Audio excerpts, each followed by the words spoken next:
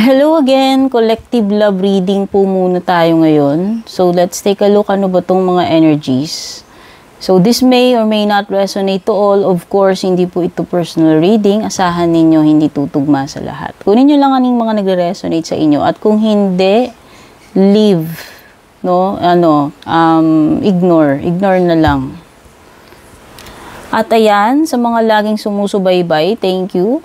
Sa mga nanonood, sumusubaybay, nag-a-avail ng personal reading sa ating Facebook subscriber, yung nag-a-avail ng subscription, yung mga nag-a-avail ng ating YouTube membership, yan. At sa mga bago, of course, please don't forget to like, share, follow, or subscribe. Tingnan na natin.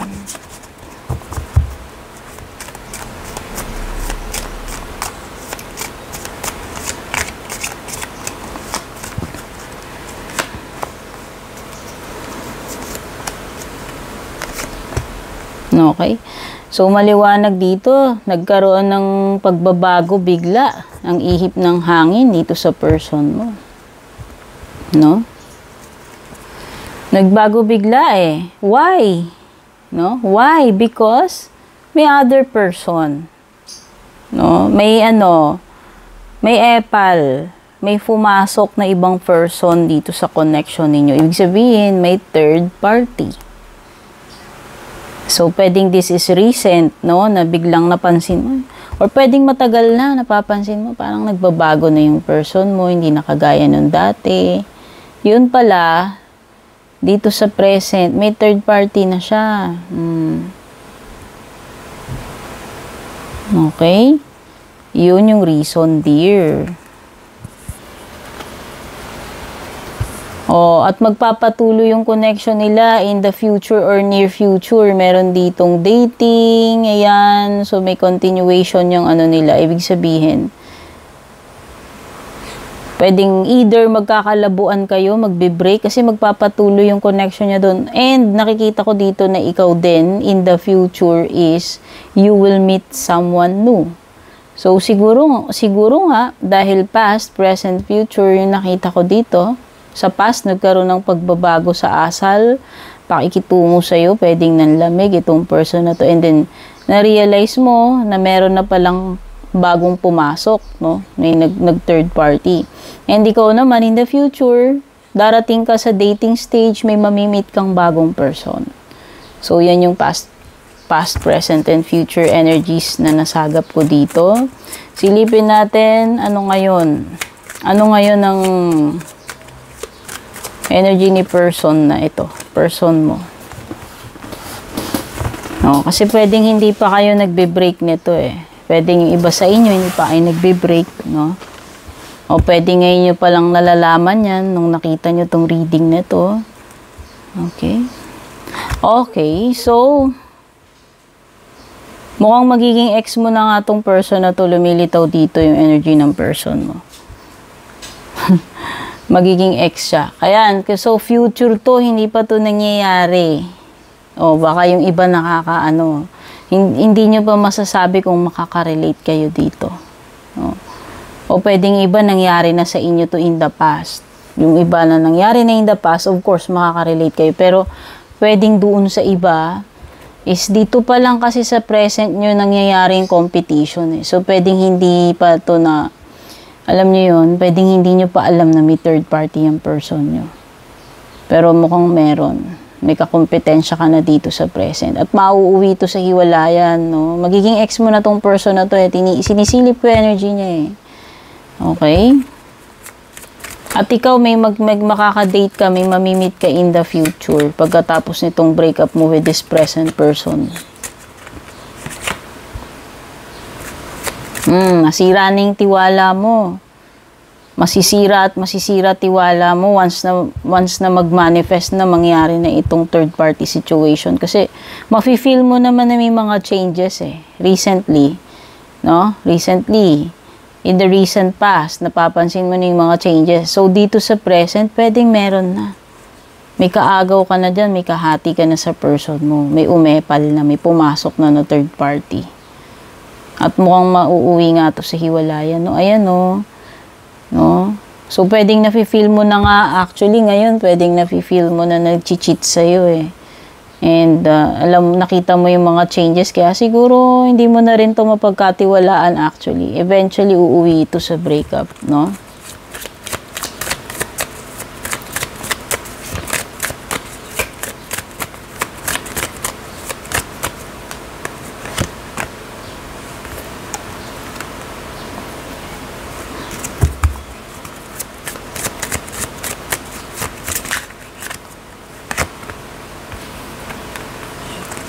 Hi, okay. So, ayun na nga. So, yung magiging next move nitong person mo towards the third party is more bonding. Ibig sabihin, this person, itong person mo ngayon, no, for sure, hindi pa kayo naghiwalay nito pero may third party. Mag-i-spend siya ngayon ng more time with the other woman or the other man dito sa present mo. Yun yung mga next move na nababasa ko. At ikaw naman, habang tumatagal, is madadagdagan tong stress mo, anxiety mo about what's happening. Kasi nga, pwedeng nafe-feel mo na eh. Napapansin mo na yung mga red flags, nakikita mo na yung changes in the recent past. So, pwedeng alam mo na yan. No? Kahit pa paano may kutob ka na. Ayan, no? So, the more na itong person mo, mas nagiging active siya doon sa bagong person, sa other woman, other man, or third party. Na which is nangyayari na dito sa present mo. Okay?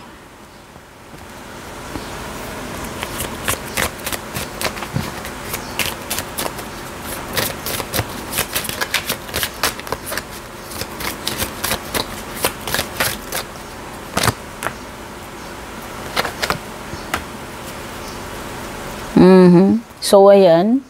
Yun na nga. Ang magiging outcome talaga dito, lilipat siya doon sa pugad ng bagong person sa third party. So, iniisip niya, the grass is greener doon sa other person. Ang ibig sabihin, iniisip nitong present na karelasyon mo, itong present person mo, iniisip niya na pwedeng mas may potential siya dun sa bagong person, sa third party. Mas magiging masaya siya dun, mas na-excite siya dun. No?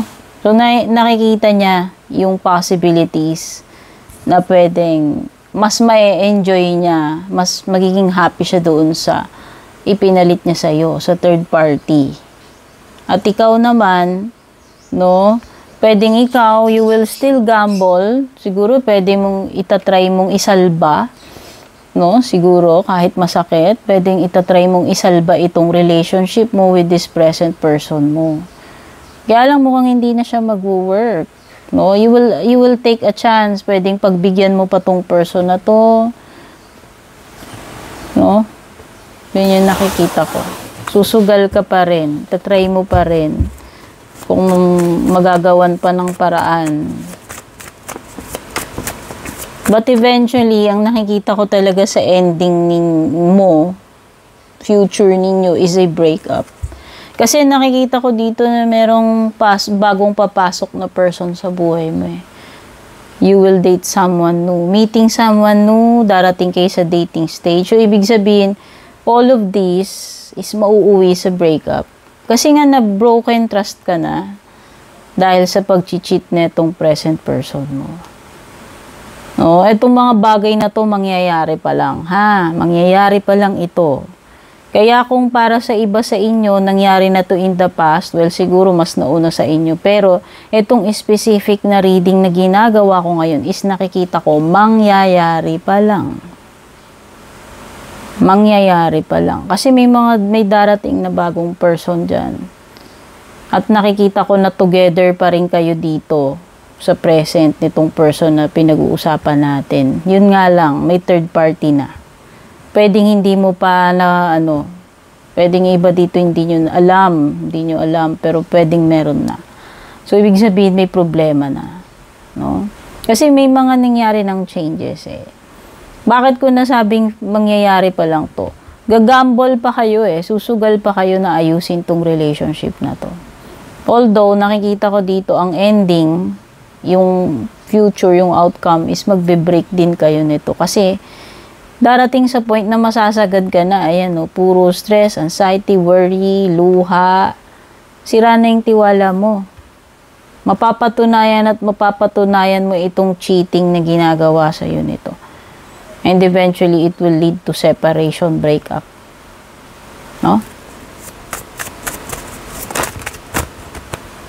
Ayan no, deceit. Lies, deceit. Ito na yun eh. Yung kinihintay nating sign, maliwanag.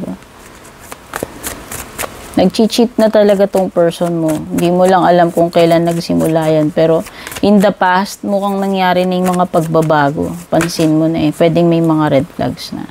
Ayan no, eventually, magkaka-reveal na yan with the Ace of Swords.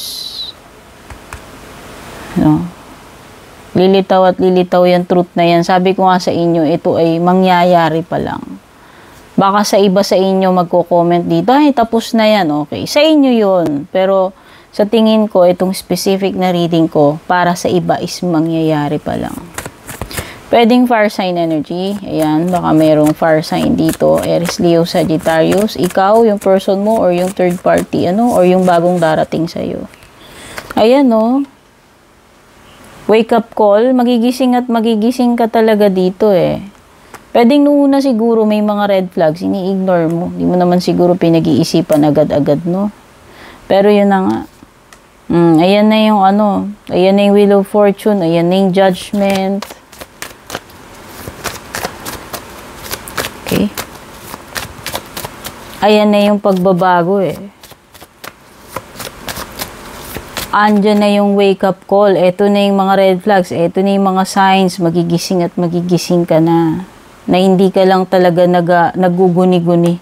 Totoo talaga to na may ginagawa ito. Oh, mabibreak talaga yung trust mo dito. Dahil nga marireveal yung katotohanan eh. Pwede nga amin yan, mahuhuli mo. So, eventually, lilitaw talaga yung totoo. Hindi niya yan maitatago forever. Okay? So, kailangan ng decision with the Ace of Swords dyan. Ayun na nga yun, yung breakup na nakikita ko sa outcome.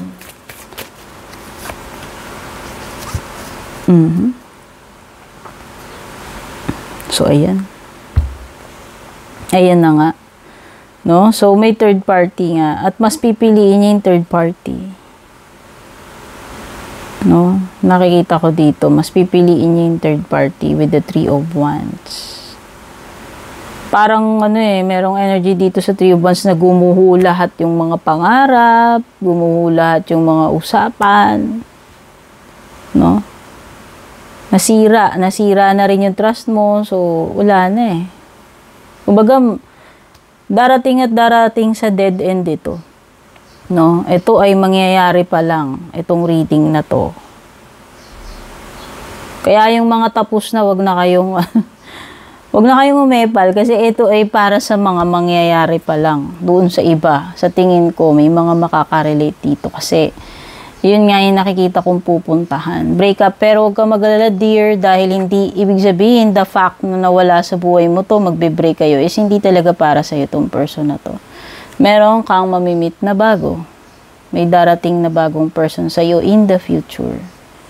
Okay? So far, ito yung nakuha kong mga energies dito sa ating collective love reading. Kung nagustuhan, please don't forget to like, share, follow, subscribe. Take care. God bless.